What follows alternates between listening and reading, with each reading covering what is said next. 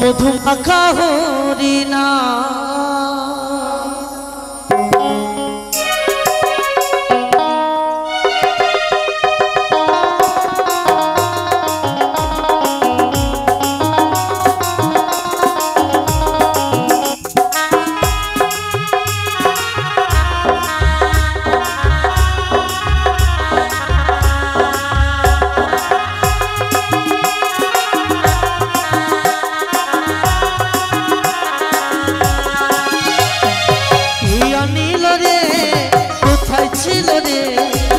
মধুমাখা হরিণা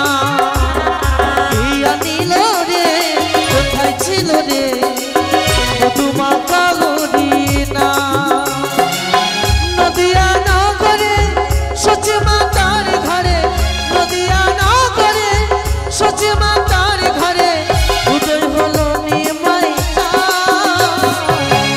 নীল রে কোথায় ছিল রে মধুমাখা হরিণা নীল রে কোথায় ছিল রে মধুমাখা হরিণা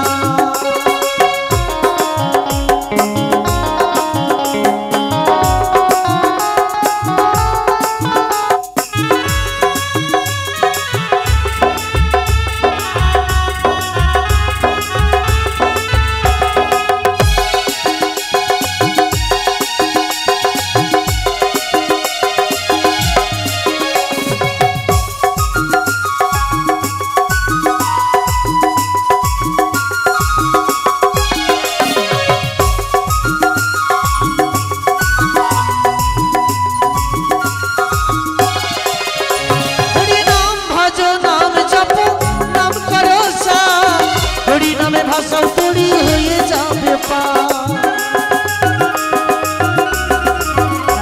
হরি নাম ভজ নামে জপ নাম করো সা হরি নামে ভাষাও তৈরি হয়ে যাবে পা হরি নামে আছে সুধা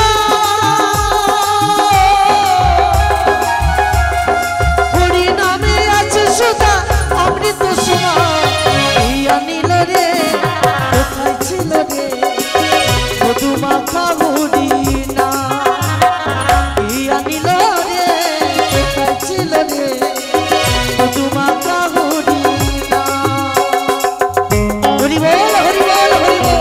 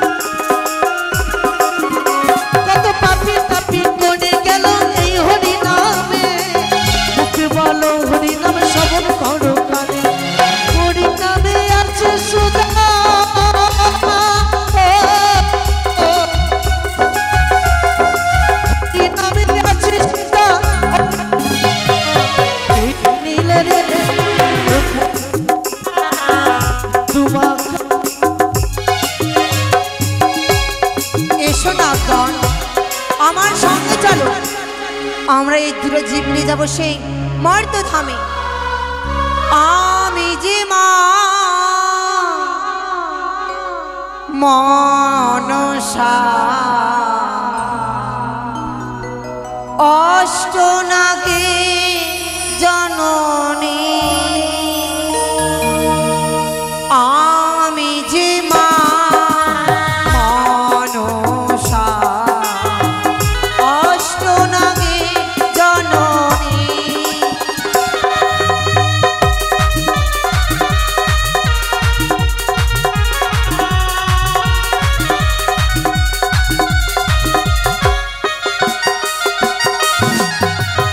এসো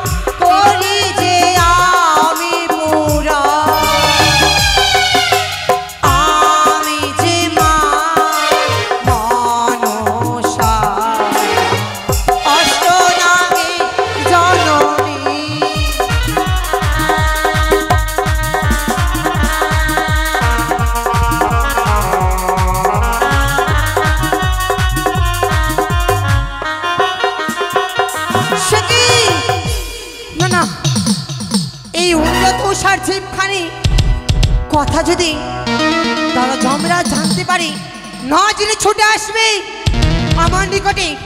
না না, চলো না কোন বিলম্ব না করে যাবো অবিলম্বে সেই মর্ত ধামে।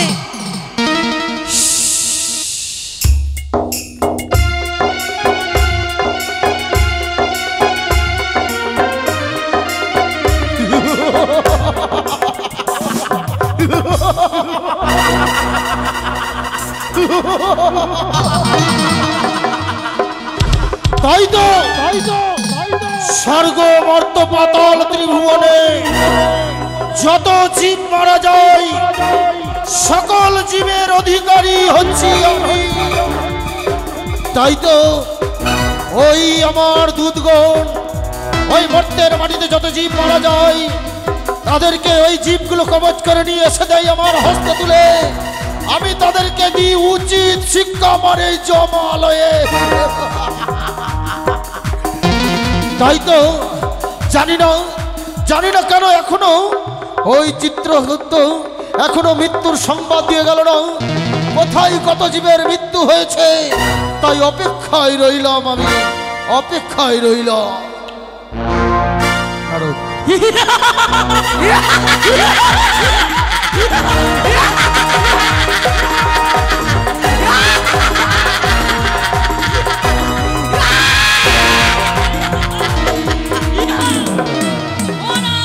কোথায় দুধগণ? স্বর্গ মর্ত পাতাল ত্রিভুবনে যত জীব মরে সকল জীব কবচ করার দায়িত্ব আমি তোমাদেরকে দিয়েছি। সেই জীব কবচ করে নিয়ে এসে দাও তোমরা আমার এই জমালকে। কিন্তু দেবরাজ, মর্তের মাটি দেখেছিলাম সত্যই, কোন জীবেরই মৃত্যু হয়নি আজ। যমদূত বলো, অপেক্ষা করো, যত জীব ছিল সকল জীবের শাস্তি দিয়েছি। আবার যখন সকল জীবগুলো ওই মর্তধাম থেকে নিয়ে আসবে আমি তাদেরকে উচিত শিক্ষা দেব। নদিয়া নগরে কি আনন্দ হলো রে,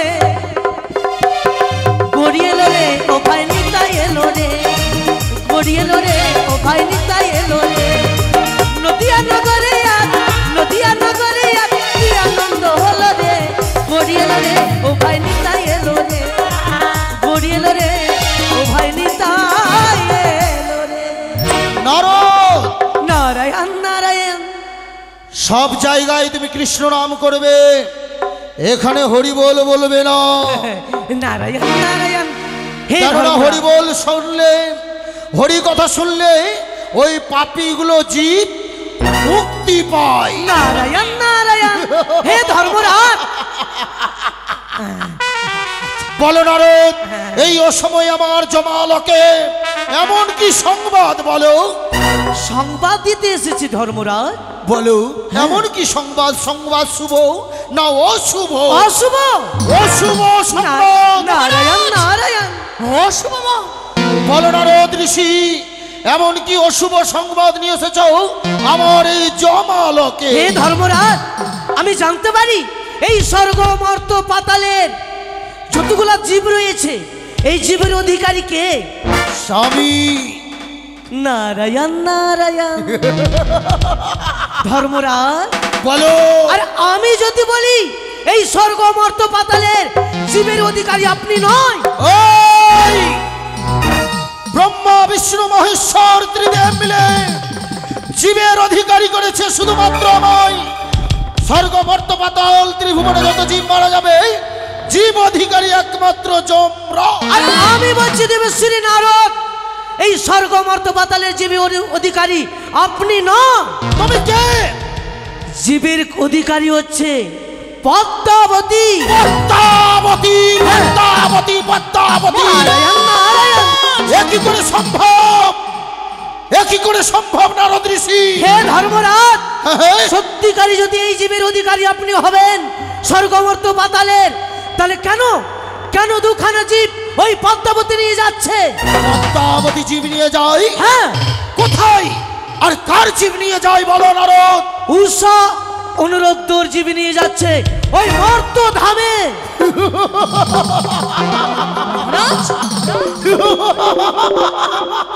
নারায়ণ নারায়ণ। মহারাজ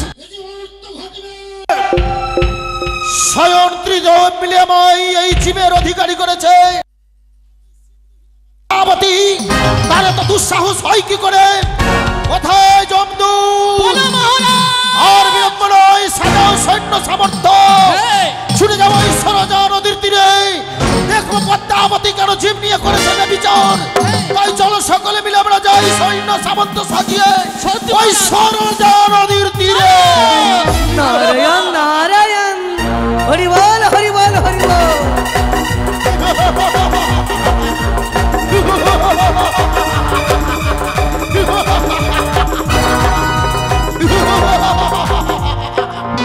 এসো না গণ, এসো।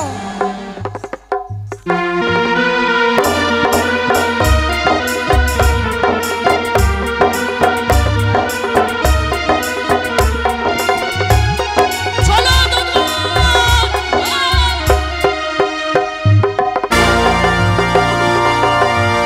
পদ্মা! সখী, পদ্মা! কে তোমরা? আমরা রয়েছি জমের দুধ। ওরে জামের দুধ, হ্যাঁ, অসময় তোমরা আমার নিকটে কেন? এসেছি আমি। শুনেছি নাকি তুমি দুইটি জীব নিয়ে চলেছ ওই মূর্তির মাটিতে। সত্যই শুনেছো, দুইটি জীব নিয়ে চলেছে আমি মর্তধামে জন্ম দিতে চাই সেই মানব কুলে। তুমি কি জানো না কি? জীবের অধিকারী হলে একমাত্র যমরাজ? তাহলে তুলে দাও আমার হস্তে সেই দুইখানা জীব, নিয়ে যাব ওই যমরাজের কাছে। সেই কথা আমার অজানা নয়। সারিগা মার্থ পাতাল ত্রিভুবনে যত জীব রয়েছে সকল জীবের ভার হচ্ছে যমরাজের, কিন্তু কিন্তু এই জীবের ভার হচ্ছে একমাত্র শিবনন্দিনী মহানুষার। কখনো নয়। যদি জীবের অধিকারী হয় একমাত্র যমরাজ, তুমি স্বেচ্ছায় ওই জীবখানা তুলে দেবে কিনা আমার না, হস্তে? দিব না। তুলে দাও আমার হস্তে। না, তুমি বুঝে বলি আমি, যদি আমার হস্তে না তুলে দাও আমি জোর পূর্বে সেই জীবখানা নিয়ে যাবো ওই দেখবো যমরাজের তোমাকে। কাছে। ওরে মহামূঢ় পাপী জমের দুধ, দেখবো তোমাদের কিভাবে তোমরা জীবখানা নিয়ে যেতে পারো। ওরে নাগগণ, তোমাদের বিষয়ের তাপে তাদেরকে শেষ করে দাও।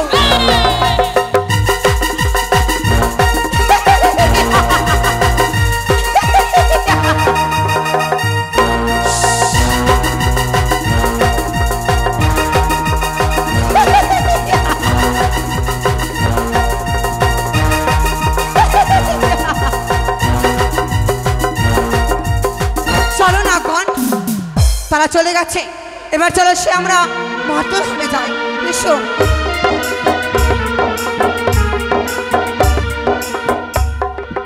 এতক্ষণ হয়ে গেল কিন্তু আমার দুধগণ সৈন্য সামর্থ্য সাজিয়ে নিয়ে গেছে ওই উষা অনিরুদ্ধকে ওই জীব কবচ করে নিয়ে আনার জন্য, কিন্তু এখনো এলো না। দেবরাজ, প্রণাম দেবরাজ। পারলাম না দেবরাজ। শোনো জমদূত, জীব কোথায়? একই তোমাদেরকে নাক পাশে বন্দি করেছে কে? কার এত দুঃসাহস যে আমার দুধগণকে নাক পাশে বন্দি করে? ওই বেশ। ওই পদ্মাবতী। বেশ, এই নাও আমি তোমাদেরকে নাক পাশ থেকে মুক্তি করলাম। তাই তো ধর্মরাজ, আমরা কিছুতেই পারলাম না সেই জীবকে কবচ করতে। তুমি আর বিলম্ব নয়, সহংসরত করি। জীব কবচ করে নিয়ে যখন আনতে পারোনি ওই পদ্মাবতীর সাথে রণ করে, আমি ছুটে যাব ওই পদ্মাবতীর নিকটে, দেখি পদ্মাবতী জীব নিয়ে কেন করে ছবি চাও। তাই আর বিলম্ব নয়, সৈন্য সামন্ত সাজিয়ে চলো, আমরা যাই ওই পদ্মাবতীর নিকটে। এসো নাগগণ।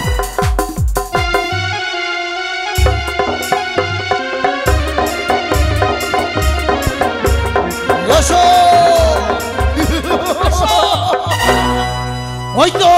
ওই তো পদ্মাবতী চলে যায় হংসরথ করে তীব্র গতিতে। কোথায় পদ্মাবতী? কারি কণ্ঠেশ্বর, এই যে ধর্মরাজি কণ্ঠেশ্বর, পদ্মাবতী, প্রণামী গ্রহণ করবে ধর্মরাজ। পদ্মাবতী, আমি যা শুনেছি সত্যই?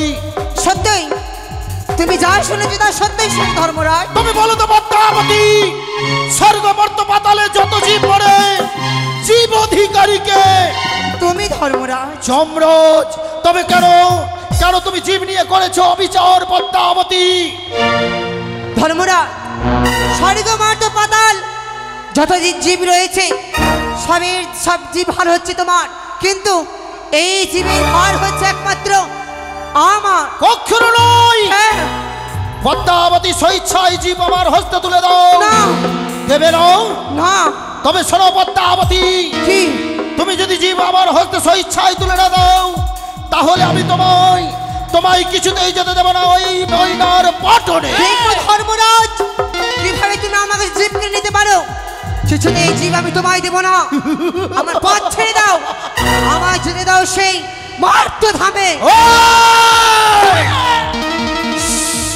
স্বর্গ মর্ত পাতাল যত জীব মরে জীব অধিকারী একমাত্র যমরাজ, সেই জীব নিয়ে তুমি করেছো ব্যভিচার। আজ আমি দেখবো কি করে তুমি ময়নার পটনে চলে যাও। কোথায় দূতগণ, কোথায় সৈন্য সামর্থ্য? আক্রমণ!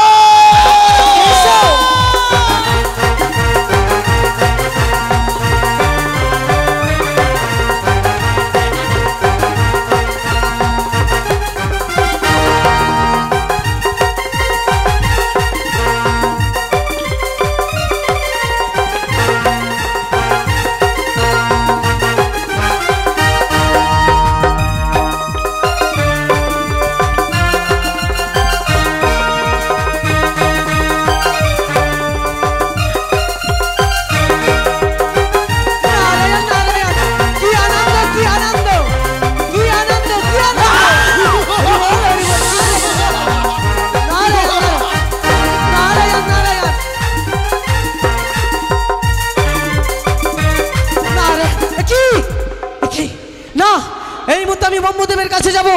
ব্রহ্মদেব!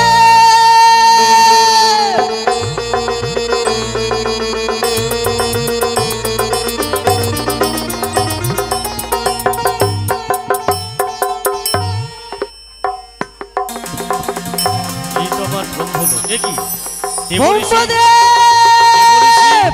নারায়ণ নারায়ণ, তবু চরণে প্রণাম হয় ব্রহ্মদেব। দেবঋষি, তুমি এরকম হচকচিত কেন? কি হয়েছে তোমার? ধর্মরাজ আর মনসার রং শুরু হয়ে গেছে। হ্যাঁ। তাই এই পৃথিবীতে পলাই হয়ে যাবে।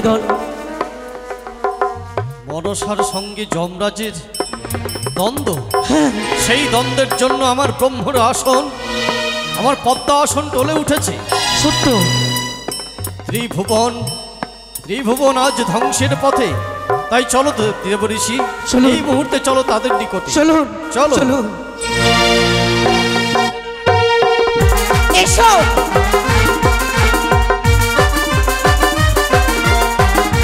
নারায়ণ নারায়ণ, কি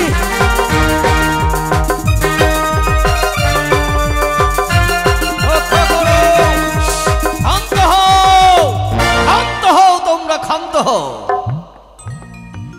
এ কি করতে চলেছ তোমরা? বহু যত্ন করে সৃষ্টি রচনা করেছি, সেই সৃষ্টিকে তোমরা ধ্বংসস্তূপে পরিণত করতে হে চাইছো। সৃষ্টিকর্তা ব্রহ্মদেব, স্বর্গ মর্ত পাতালে ত্রিভুবনে যত জীব মরে জীব অধিকারীকে জানতে পারি। অধিকারী তুমি। তাই তো পদ্মাবতী আজ জীব নিয়ে করেছে এই ব্যভিচার। তাই তো আজ আপনারা এই তিনজন মিলে আমায় এই জীবের অধিকারী করেছিলেন। আজ থেকে আমি এই দায়িত্ব আর নিতে চাই না। না জমাধিপতি, এ কখনো হতে পারে না। তুমি কেন পদ্মাবতী ওই শ্রাবণীর উত্তর জীব নিয়ে ময়নার পাটনে চলে যায় হংসরথে করে? পদ্মাবতী, এ কি করেছো তুমি? হে মহাদেব, বলুন ব্রহ্মদেব। আপনার কন্যার কুকীর্তি দেখুন, নিজ নয়নে অবলোকন। তাই তো দেখছি ব্রহ্মদেব। পদ্মাবতী, পিতা, একই কুকীর্তি করেছো তুমি। দিয়ে দাও সেই জীব। না পিতা, এই দুটি জীব আমি কিছুতেই যমরাজ দাদাকে দিতে পারবো না পিতা গো। পদ্মাবতী, আমি জানি। শোনো হে জমাধিপতি, সকলে জীবের অধিকারী তুমি হলেও এই উষা অনুরুদ্ধের জীব হচ্ছে এ বাদের জীব। পুজো প্রচারের জন্য তা সে নিয়ে যাচ্ছে সেই মর্তপুরে। কিন্তু পদ্মাবতী, যেহেতু যমরাজ অধিকারী উষা অনিরুদ্ধকে তাদের আত্মাকে তার হাতে অর্পণ করো। তোমার যখন প্রয়োজন হবে তখন তুমি সেটাকে আবার গ্রহণ করতে পারো। ব্রহ্মদেব, দাদা যমরাজকে বলো যে সময় আমি জীবের প্রয়োজন হবে সে সময় আমায়